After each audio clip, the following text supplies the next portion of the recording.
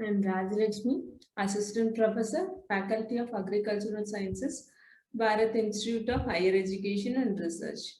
And today I am going to handle course on protected cultivation and secondary agriculture.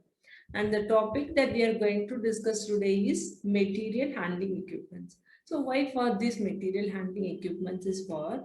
So we in most of this agricultural operation we used to ship it from farm to this industries.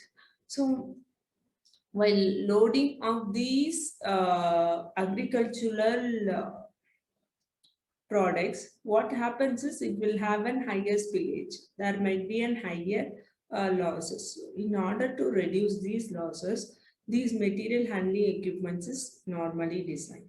So why for it is designed is to reduce this human drudgery, and the same time it is used to reduce certain spillage losses or else spillage losses to certain extent.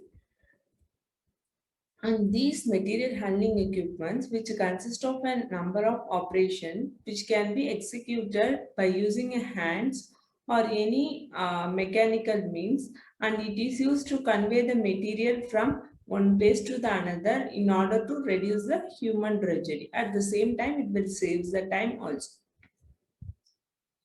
And there are more number of material handling equipments are available, but mostly five of them is commonly used in the case of agricultural operation. Those is one is belt conveyor. Here the conveying mechanism is belt, and the bucket elevator, which is used to convey the mechanism by using the bucket, and the screw conveyor. Here the screw type mechanism is provided, and the chain conveyor. Here the chain will be there. Then the pneumatic conveyor. Pneumatic is by using an air blast. So there are the five material handling equipments available for an agricultural operation. So belt conveyor, here the conveying mechanism is by using the belt. So in order to drive the belt, we need to drive, one is drive pulley and another one is drive and pulley. So in order to maintain this friction in between the belt or else tension in between the belt, if the belt tension is proper only means then only the material can be moved from one place to the another without any damage. If it is so, the belt will be loosened at one end and another end it will be normally tightened. So what happens is undulation of this material will be taken place, which will resulting in the damaging of product. So in order to reduce this or else in order to maintain the friction in between the belt, tension in between the belt and these idlers are properly spaced. And these belt may be flattened or else bag type material or else V-shaped. So these belt conveyor mechanism consist of a belt and drive mechanism, and which consist of an end pulley and idlers, loading and discharge devices. So this is the diagrammatic representation of an belt conveyor, which is showing how these materials is conveyed from one place to the another. And it consists of an endless belt.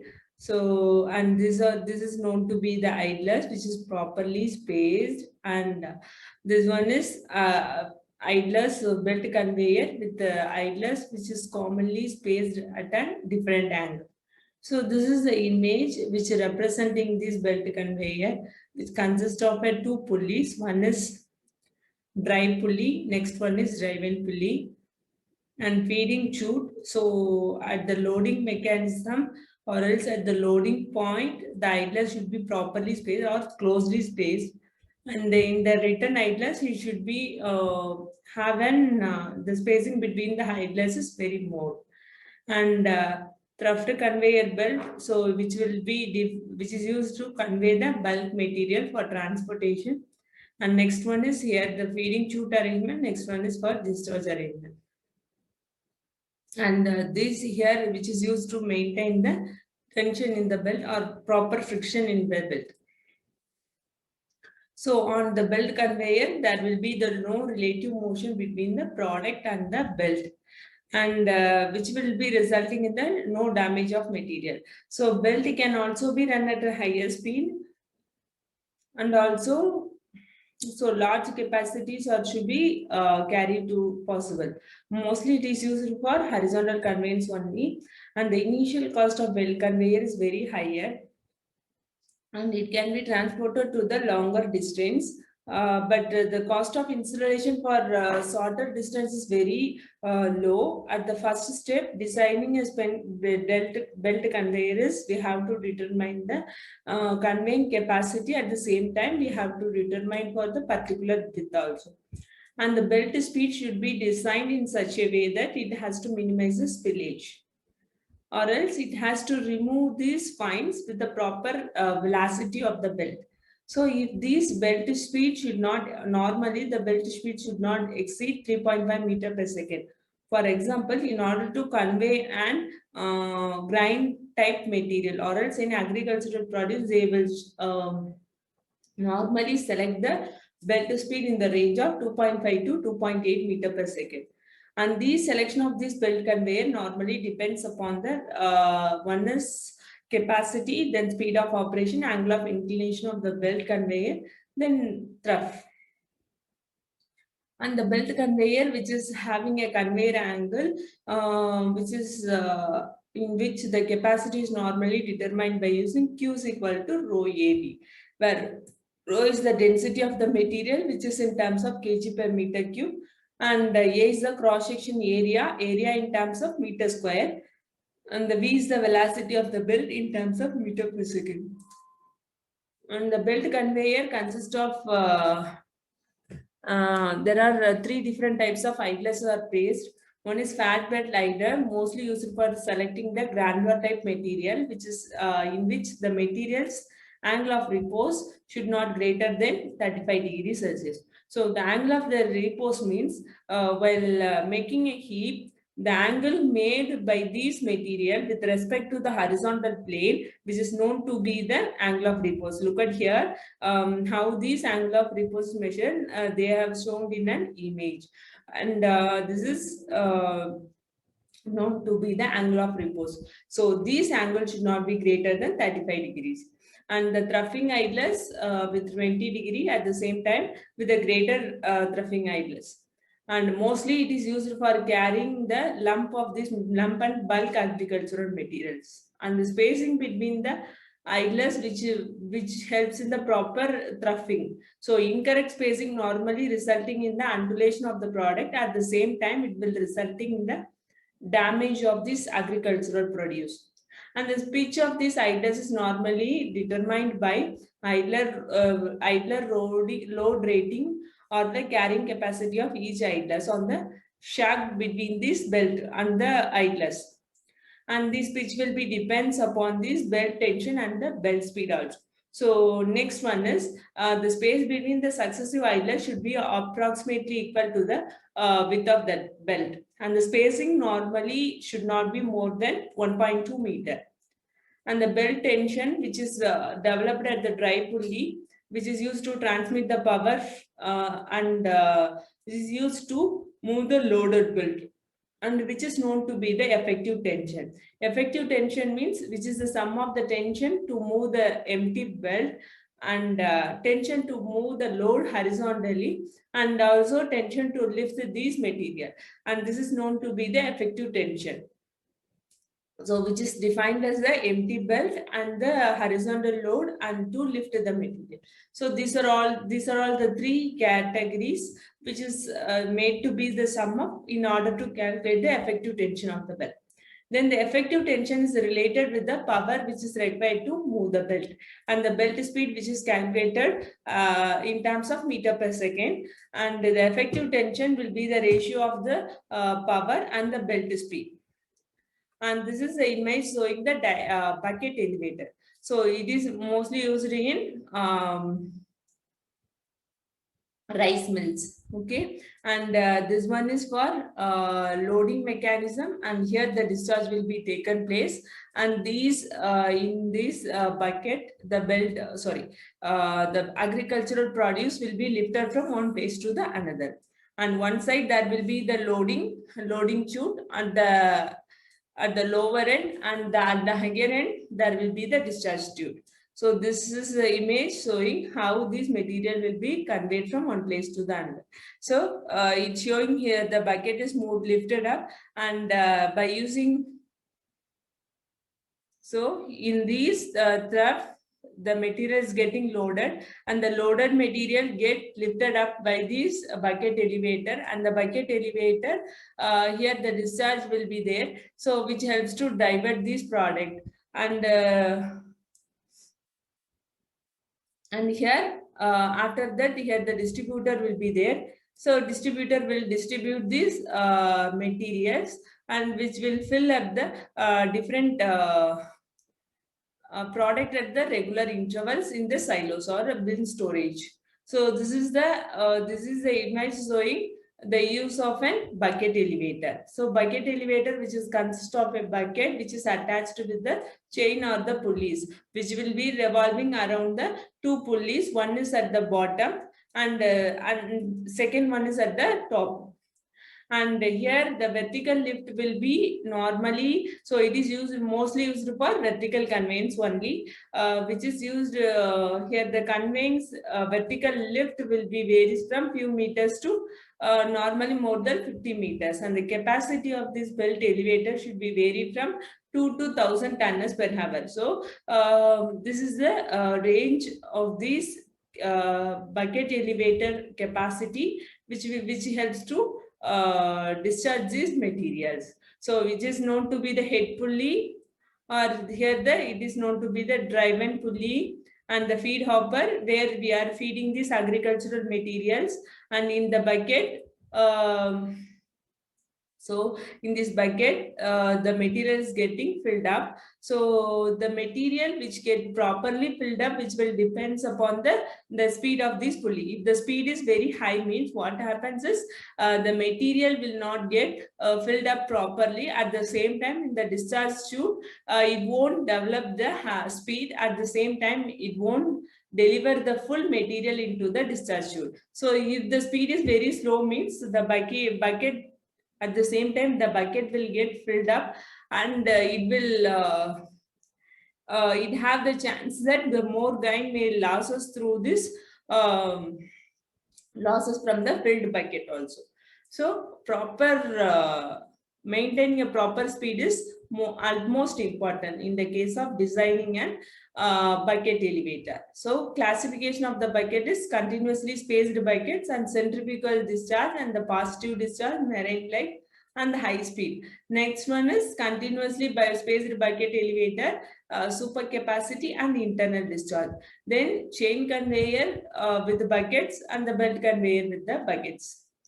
And the bucket elevator, which consists of a spaced buckets and continuous buckets. So which will be depends upon the how these bucket will be spaced. Spaced bucket consists of further classified into this centrifugal discharge, positive discharge, then marine leg, and the high speed elevator. So in case of continuous, means here the bucket will be placed at an highly continuously. So one after the other, the bucket will come.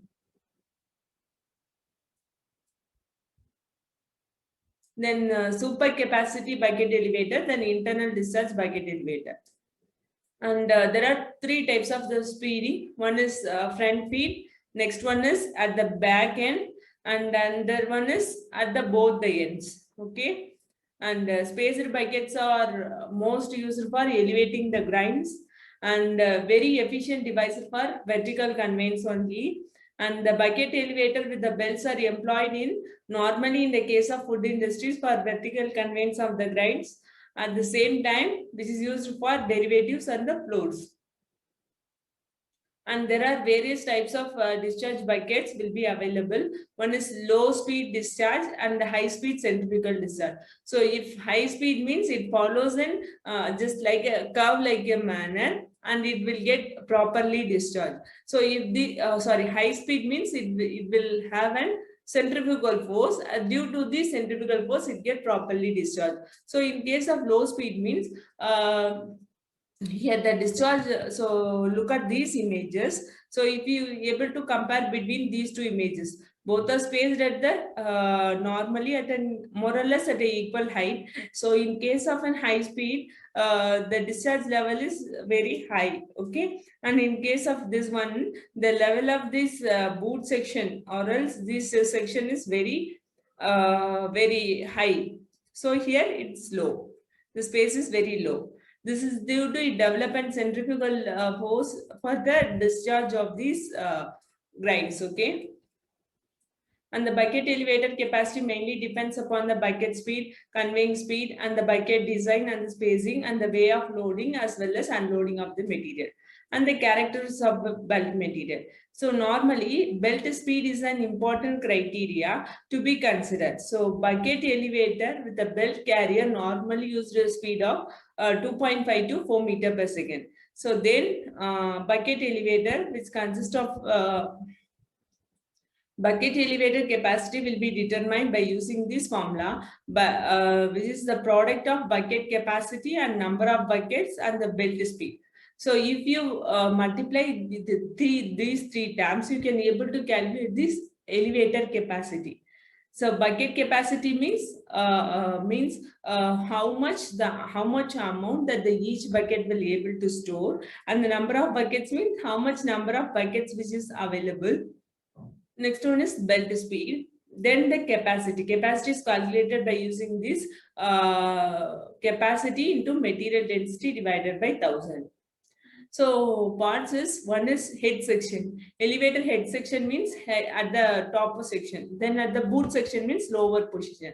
Then the elevator leg. So in between these two, this portion is known to be the elevator legs. And the belt for the bucket elevator. So in the belt only this bucket will be spaced, or in the chain only this bucket will be spaced. And these buckets. And this one is known to be the head section, and mainly it is used to discharge those material well clearly into the buckets, and it helps to prevent the backlogging, and which is known to be the so what does mean by backlogging means the material will not be properly thrown in the bucket. So what happens is it will be stored in the bucket itself. So it is known to be the backlogging. Then the boot section, this lower post section, and it is fixed with a bolted assembly. It is normally used for allowance of proper maintenance and the replacement of pulley and the shaft and other accessories. And this is known to be the elevator leg section. And normally it is used for up and down and moving the buckets in the bucket elevators. So these bucket elevators are normally enclosed in the elevator legs. And the elevator legs, which is having a limit of emission of the dust. So which helps to prevent the emission of the dust which is exposed to the outside environment. And the legs are constructed as well as welded, bolted, and the riveted arrangement will be there.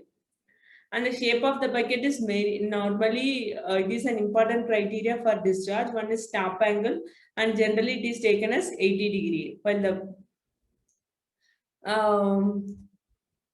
the bottom is taken as 20 to 30 degree. And the drive mechanism, which is located near the elevator head. So at the elevator head, the belt is stand around the drive pulley. And the drive motor, which is a gearbox, and the couples are mounted in the rigid supported frame.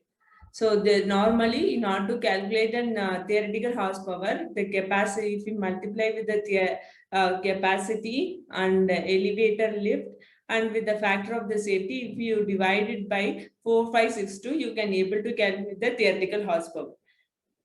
And the theoretical horsepower should be increased normally 10 to 15% in order to provide the required power without any friction, and also without any driver losses. And the screw conveyor, so this is also a type of the conveyor where screw is used as a mechanism to convey the material from one place to another. So normally the screw conveyor is used for transporting and elevating these particulated materials. So it is normally used in industrial, agricultural, pharmaceutical. So most of these industrial operation, this screw conveyor plays a major role. It is used for metering from the storage bins, and normally it is used for metering mechanism, and also adding the small amount of trace materials such as pigments to any granular materials or powders. So it will at the same time it is also mixed these materials in a proper manner. And this is consist of an U tube which is tubular in the shape, and here the material will be pushed from one end to the another, and the helical screws are mounted on the shaft, and the material will be held between these two screws. And the screw pitch means the distance between one screw at the one point and to the same another to the same at the another point. It is known to be the pitch, and the diameter is the diameter of the screw, diameter of the shaft plus the diameter of this and the diameter of this screw when we are seeing from the up position. Okay, and this speed, which is inversely proportional to the weight of the bulk material, abrasive material, and the screw diameter. So this is the screw. So main parts consist of the screw blades, shaft, coupling, trough, cover, and the inlet and outlet gates. So here it is known to be the feed hopper. So we are feeding those materials, and in between this screw conveyor will be provided. This is known to be the discharge part, and it is known to be the trough end. And normally it is known to be the distance from this screw, and this length is known to be the screw length, and the covering material, which is known to be the from the same point from one point and the same point, which is known to be the covering length.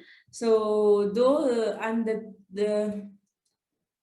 this material which covers these screw, which is known to be the trough length, and this one is known to be the trough end, and this is known to be the saddle, and it consists of a motor which is mounted on the mounting frame. And normally this screw conveyor is used to move the grinds horizontally, and the capacity is reduced as per the inclination. So if it is more inclination, means capacity is normally getting reduced. And this, it consists of a shaft with the screw blades or the flight. And the flight is known to be the continuous helical shaped material, which is made from a flat strip, and which will be welded around the shaft only. And the screw shaft, which is usually a jointless tube with a thick sides and a high tensile strength in order to reduce this weight. And the thickness of these steel strips and helix decreases from the inner edge to the outer edge. So it is known to be the screw helix. And if this is known to be the screw flight. Okay, so it is known to be the screw diameter. So the outer end from this position to this position is known to be the screw diameter. From this position to this position, it is known to be the shaft diameter. And this is known to be the conveyor's casing, and it is known to be the bearing material. First one is inlet, and it is the screw blades. So this shows how these blades will be fixed around the shaft, and it is known to be the motor, drive unit, and the outlet. So normally it is having different in the shape, and the most common is U shape. And it consists of these tubes, which is completely enclosed in the materials. And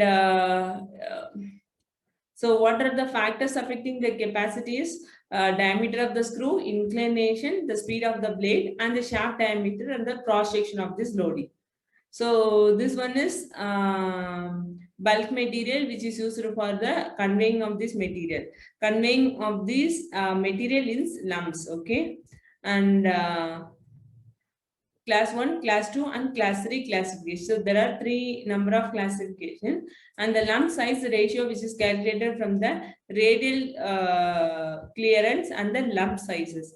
So lump size ratio is a function of these 2 terms. So this ratio, which is used to determine the correct capacity of the screw conveyor based upon the maximum bulk material to the lump size. And trough loading here, which is the depth of this material, which is in which the the material is to be conveyed. So full trough, which is considered as an 100% full. So normally the trough loading is recommended to 15, 35, and 45% only. So this one is 15% trough loading. So this one is up to 30%, and 30%, same 30%, and this one is about 45% trough loading. So loading factor, first one is up to 30% loading, and up to this one is up to 55% loading. And next we are going to discuss on this pneumatic conveyor, which is used to convey this material and a high velocity aspect. So pneumatic material normally used for conveying continuous conveyance of bulk material, and it is closed. This is conveyed in an enclosed chamber, or else enclosed system will be necessary. Normally, it is conveyed by using the compressed air or vacuum. And this type of conveyor is extremely flexible in terms of routing. And both these compressed air and vacuum systems are based on the same principle, according to which the solid particle. So this is classified when it is carried in a high velocity, which is fast enough, and which are fixed in an air flow, which is conveyed along the pipe. So this one is positive conveying negative conveying mechanism. So negative conveying mechanism means, so here the blower will be there, so which will create the negative pressures, okay, which will help to reduce the negative pressures. So here the blower will be there, so which will create a pressure, so which in which these pressure, due to these pressure up, the material is getting deposited in the storage silo. In case of vacuum or negative pressure, what happens is, here the blower will be there, so which helps to suck those air, unwanted air. So what happens is, here the vacuum or else negative pressure will be created. So in order to equalize those pressure, the material which is getting entered into this via the conveyor or something else, which gets sucked and it get deposited into the storage silo. And the positive pressure system is positive airflow, which is created by the blower only. So here the effect of transport is very slow over a distance of 500 meters. The characterization that can be pick up the material from one source to the discharge, same to the other points also. Positive displacement blower is normally it is lobe or root state blower, which helps to shut the atmosphere through the suction lifters, and it will deliver the pressurized air, okay, through the conveys material. And the same time, the material to be conveyed or introduced into the pipelines from the feeding bin or the feeding hopper through the different types of airlock feeders, okay. And these materials so introduced, what happens is, due to this air pressure and the blower, so blow to the, it will helps to blow into the number of receiving bins, through which helps to help deposit in the dry wetting walls, or it is known to be the changeover wall. And these air after the material getting discharged at the receiving hopper, and it is made to pass it through an dust removal system. So therefore, it is allowed to escape to back the atmosphere via the dust removal system. And negative pressure is easy flowing materials like cereals, grains, and powdery materials are conveyed in the suction conveyors. And these materials, which helps to transport the material from the multiple storage points, can be collected, and it helps to transport to the single storage points. And the positive displacement blower creates a vacuum in a conveyor pipeline, so which causes the material to be stuck through one or more nozzles. And the conveying material can be separated in an air stream, and it get collected in the separate hopper. And the air is generally made to pass it through the dust collector or to be freed from the remaining finer particles, and it get removed, attached to the atmosphere. Same thing, it is explained in this negative pressure system. And these combined, which employ both these positive and the negative pressure system is employed here. And the pneumatic conveyor particularly employed, so when it is used to transport the material more than one point, this combination system is simultaneously delivered, is used. And here the positive as well as negative system, same thing is used here. And this one positive delivery blower is used. Same thing, let me explain it again. So here the blower will be there. So what happens is, it will create in the suction side. So due to this pressure, it get deposited here. And due to this cyclone, here it will be there. And air vent nozzle to release the entrapped air which is present inside. And next one is, this is known to be the combination system. Generally, it consists of an one positive blower delivery, and normally it is used in the case of suction side of the blower, which is used to convey the material from storage to an other intermediate point. Then suction air process through this intermediate receiving station, and then cyclone separator and the further dust cleaner. And the compressed air is thrown to the pressure delivery pipe, in which the material from an intermediate storage. So normally intermediate storage will be there. Through the we can remove the entrapped air. So material is conveyed in the multiple silos with the help as a per positive pressure system, which is already discussed. And the conveying phases normally depends upon the material properties, flow medium, conveyor pipe, and the volume, and the material being the conveyed.